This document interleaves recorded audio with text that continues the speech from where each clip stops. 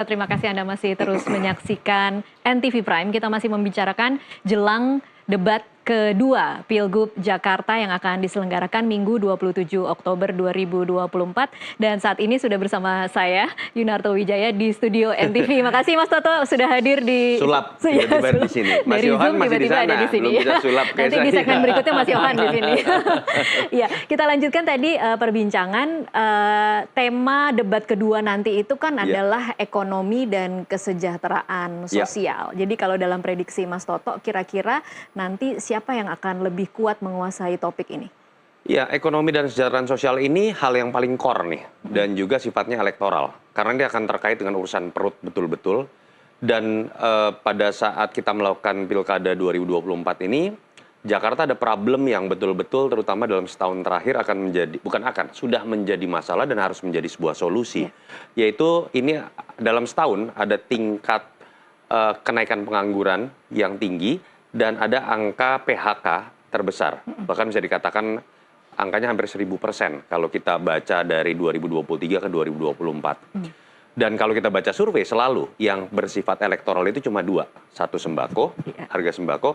Yang kedua adalah lapangan pekerjaan. Jadi mau tidak mau harus lebih all out yang namanya ketiga pasangan calon ini. Nah, masing-masing memiliki keunggulannya tersendiri ya. Kalau berbicara mengenai Ridwan Kamil, pengalaman eksekutifnya 2 kali. Wali kota, gubernur, Pramono Anung pernah di legislatif, level pimpinan DPR, lalu kemudian eksekutifnya menjadi menteri sekretaris kabinet.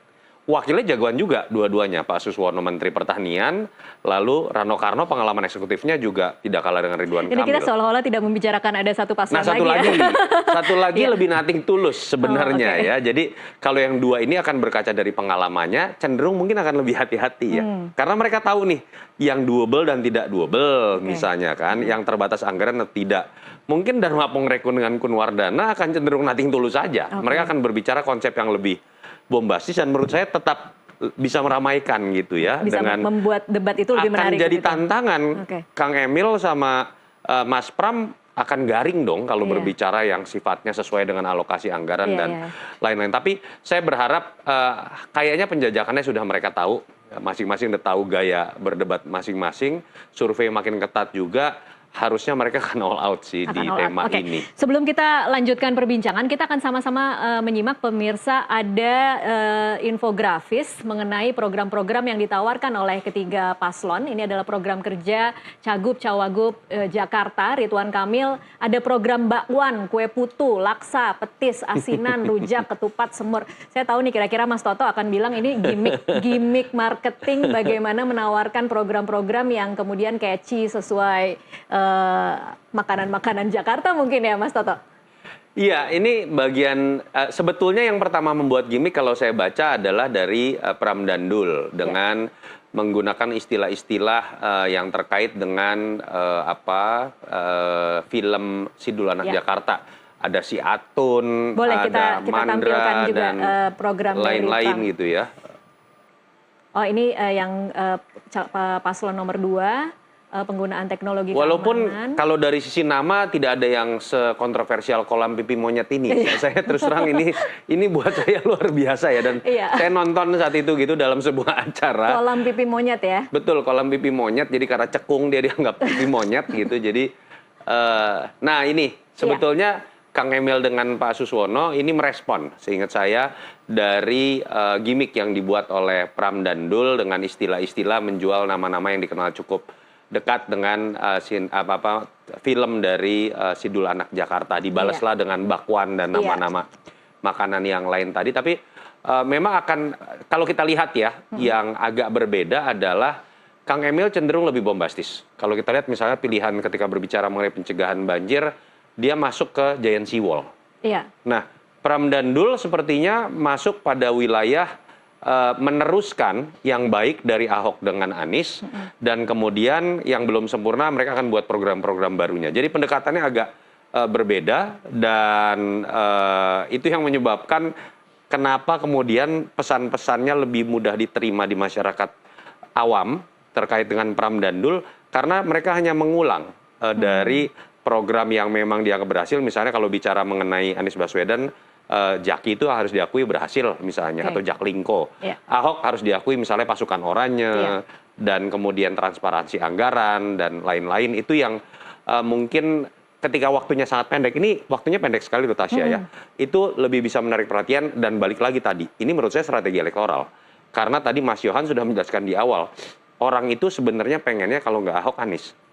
Jadi dominasi pemilih masyarakat Jakarta masih romantisme pada Ahokers dan anak abah.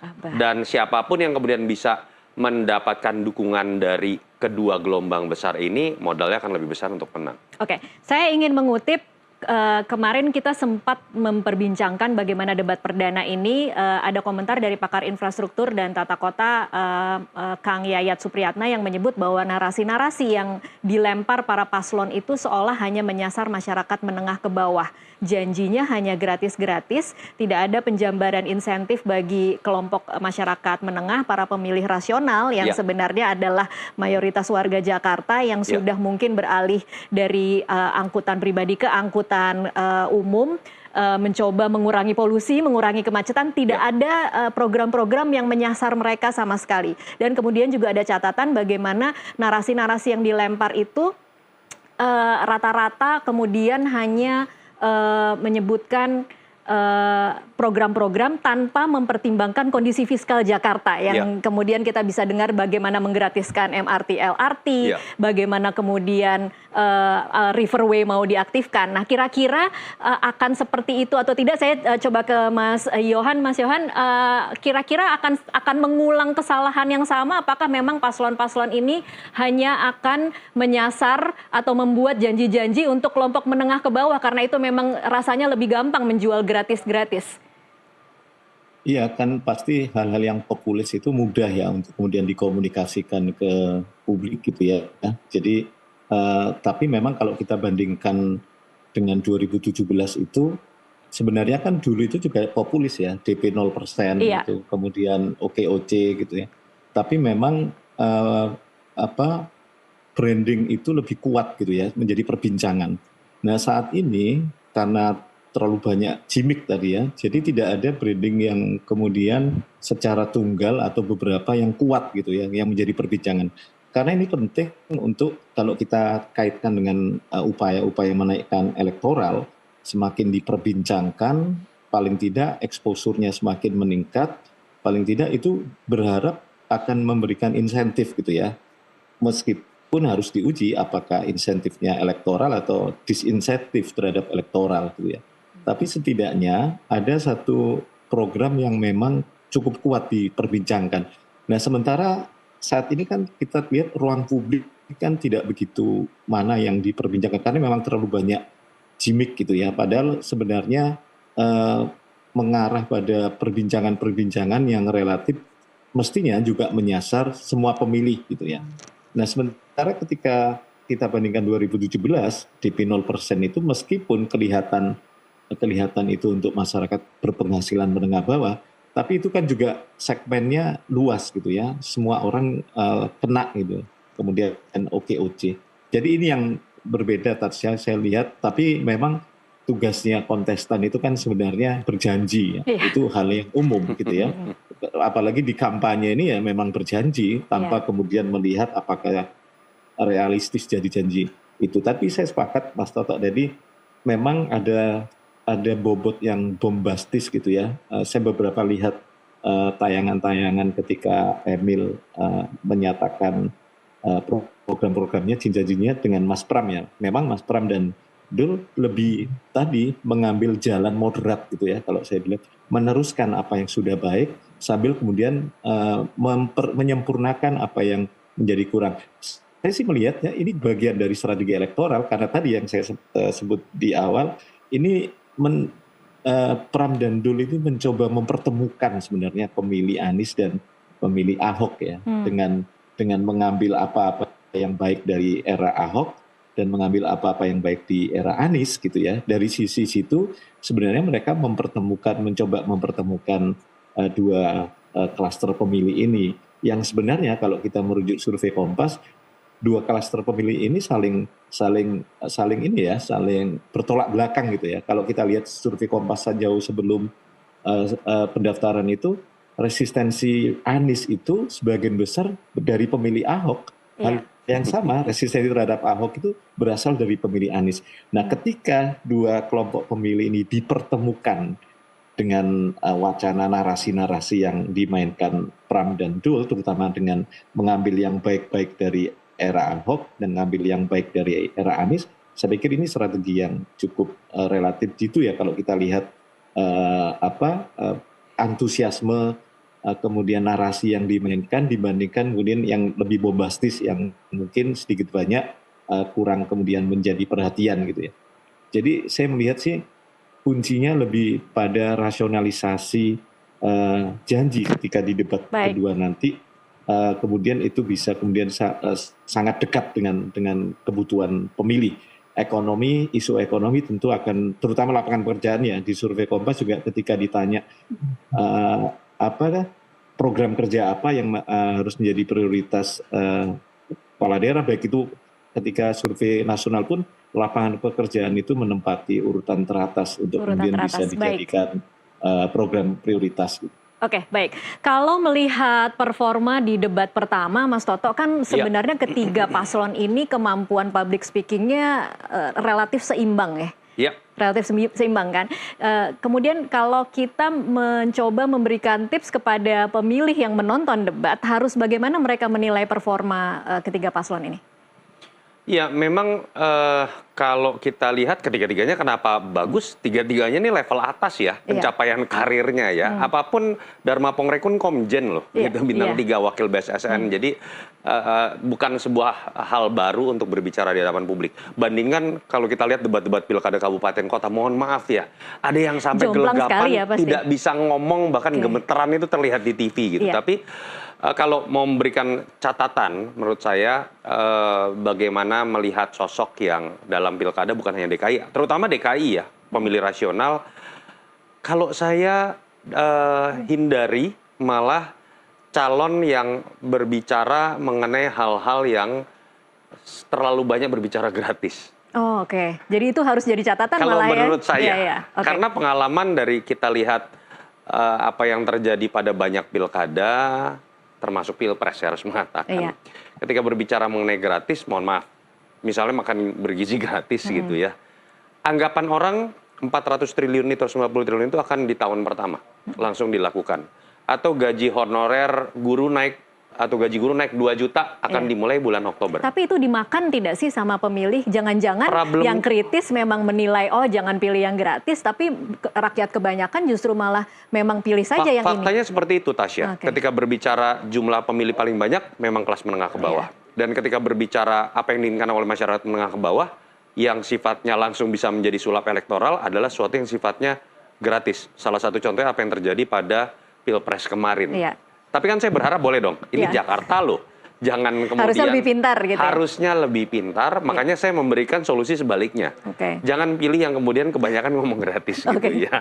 Atau kemudian bisa selesai dalam 1 tahun, tidak mungkin. Apalagi berbicara Jakarta, sosok yang harusnya dipilih adalah sosok yang memang punya kemampuan komunikasi politik dan lobby bagus dengan pemerintah pusat. Kalau kita bicara misalnya MRT, bukan keberhasilan gubernur. Itu konteksnya kan bicara bagaimana program pemerintah pusat, bicara mengenai mencegah banjir, yang bisa melakukan lobby dan komunikasi baik dengan pemerintah pusat dan keseluruhan kepala daerah di sekitar Jakarta, itu yang bisa berhasil. Jadi menjanjikan dalam 1-2 tahun, menurut saya itu malah salah satu ciri dari pemimpin yang jangan dipilih juga. Jangan dipilih, oke.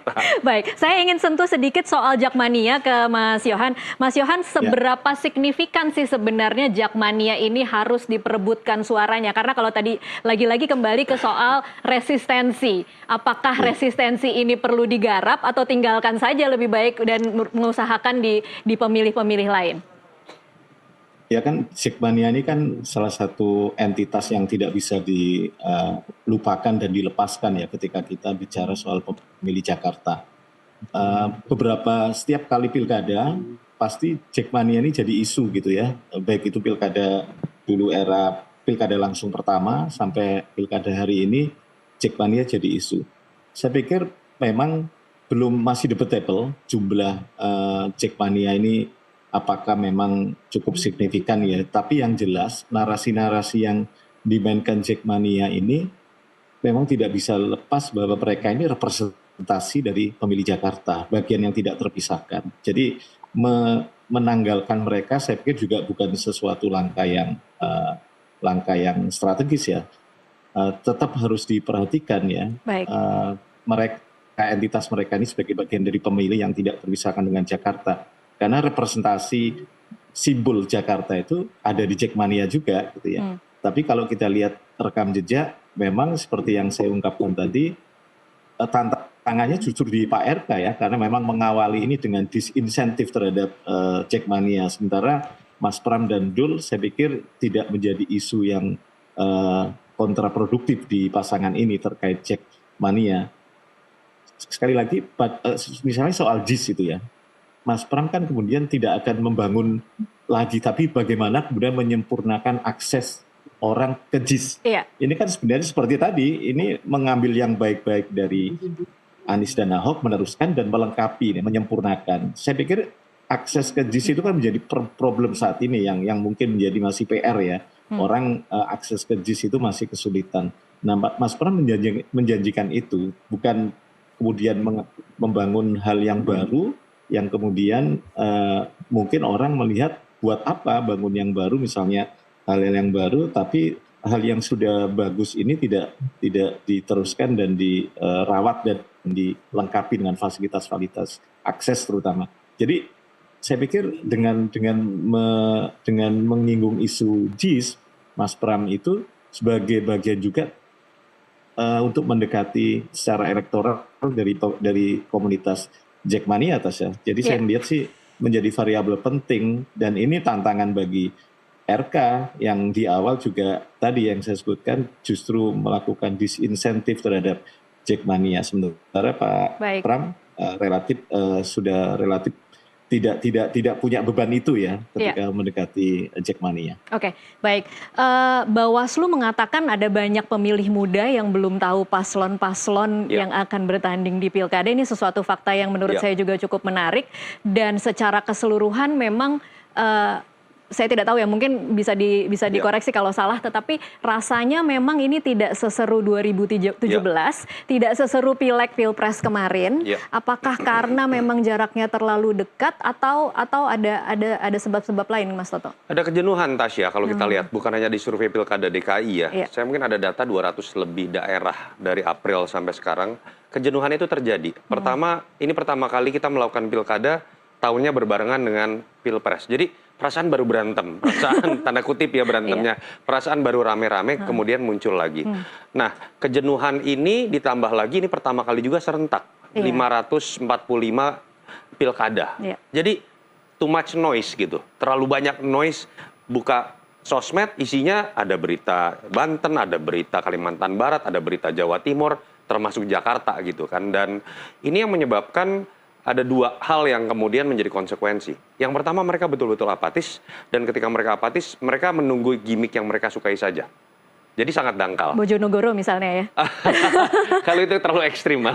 Yang kedua, mereka jatuhnya ketika jenuh bukan mencari gimmick, tapi kemudian menjadi pragmatis. Udah deh, siapa yang ngasih saya beras dan uang saja gitu. Jadi ada kecenderungan pola pertanyaan mengenai pragmatisme dan pemakluman terhadap money politik di seluruh daerah itu naik sekarang. Karena variabel tadi. Ya, selain karena faktor Pilpres dan Pileg, pemberian money politik juga brutal sekali gitu ya. Dan ini tantangan sekali. Saya sih berharap ya Jakarta tidak masuk pada wilayah itu. Apapun Jakarta sekarang tantangannya lebih besar dibanding Jakarta dulu. Dulu Jakarta paling keren tanda kutip karena menjadi ibu kota. Sekarang sebenarnya nggak jelas nih kita masih ibu kota atau enggak, karena kepresnya IKN belum keluar ya. Tapi yang pasti ketika tidak menjadi ibu kota pun bebannya lebih gede, jadi kota pusat ekonomi global, aglomerasi dan lain-lain. Artinya tantangannya menjadi lebih besar. Saya berharap pemimpin yang menang tidak hanya yang didasarkan pada joget, pada gimmick, atau apalagi karena pragmatisme, karena siapa yang memberikan uang lebih banyak. Jadi ya saya sangat berharap di debat kedua dan ketiga, biasanya debat DKI itu kalau kita ingat 2017 itu yang menonton sekitar 30%-an. Saya pikir cukup lah untuk bisa jadi representasi. untuk menonton siapa yang memang punya diferensiasi yang bisa menjadi solusi. Dulu dipertontonkan dengan menarik oleh Ahok dan Anies, walaupun tidak semua juga yang menjadi program menarik terrealisasi, tapi paling enggak publik memperbincangkan, publik mencari tahu ini masuk akal atau tidak, dan saya harapkan di debat kedua bisa terjadi. Iya, ini PR semua orang untuk membuat ini jadi lebih menarik ya, bukan hanya kandidat, tetapi juga KPU, kemudian media juga untuk kembali memfokuskan. Nah, semoga formatnya akan lebih menarik. Yang kedua. Baik, satu pertanyaan untuk dua narasumber ini sebelum kita akhiri. Kira-kira prediksi nanti di debat kedua siapa yang akan menonjol, Mas Toto? Iya, tetap akan dengan karakternya masing-masing ya. Kang Emil ini cenderung tetap akan menggunakan pilihan program yang bombastis dan lebih berani. Karena sering sekali saya melihat Kang Emil ini ketika ada isu baru, tiba-tiba memunculkan sebuah program baru yang nggak ada di visi misi. Contoh misalnya terkait dengan angka pengangguran naik, PHK naik, lalu tiba-tiba muncul kredit tanpa bunga kepada yang dipecat. Itu ini saya bilang ini bombastis banget, tapi itu strategi elektoral. Saya pikir yang namanya Pram dan Dul tetap akan lebih berhati-hati. Karena mereka seperti ingin menjaga image bahwa mereka bisa meneruskan yang baik dari Anies dan Ahok, sehingga mereka mungkin akan masuk dalam koridor menyempurnakan saja. Dharma Pongrekon menurut saya akan lebih all out lagi. Mungkin akan muncul yang lebih kontroversial dibanding tidak percaya COVID gitu ya nanti. Tapi, tapi menurut saya ini sebuah kejujuran dalam demokrasi. Kita biarkan ini terjadi. Yang jelas semoga saling di antara mereka ini bisa saling mengejar yang tadi Tasya bilang, pemahaman teknokratis, keterbatasan anggaran, sehingga bisa kelihatan mana yang memang omon-omon, bahasa Pak Prabowo, mana yang memang realistis. Baik. Mas Yohan, kira-kira siapa yang akan lebih menonjol nanti di debat kedua? Ya, saya pikir ketiga paslon ini akan belajar dari debat pertama ya, apa yang menjadi kekuatan mereka dan apa yang menjadi kelemahan lawan. Gitu ya. Mereka akan pakai strategi dengan hasil evaluasi di debat pertama. Yang kedua, kita tahu, saya sepakat tadi Mas Toto, di survei Kompas itu di 2017 misalnya, itu yang menonton, yang menjadikan debat itu pertimbangan memilih, itu sekitar 30% sekian gitu. Jadi artinya debat ini memang punya pengaruh elektoral, terutama bagi pemilih yang masih undecided gitu ya, masih swing voter. Jadi debat ini akan menjadi referensi mereka untuk menentukan siapa yang paling layak untuk mereka pilih. Jadi saya yakin ketiga paslon ini akan all out dengan mempertimbangkan kekuatan evaluasi mereka kuatnya di mana di debat pertama kemarin, dan mereka juga mempelajari kelemahan lawan. Saya pikir itu akan jadi amunisi di debat kedua nanti. Tasya. Baik, kita sama-sama nantikan. Tapi terima kasih Mas Yohan dan Mas Toto untuk waktunya bersama kami. Mas Yohan, makasih. Yuk, makasih Mas Toto. Makasih. Dan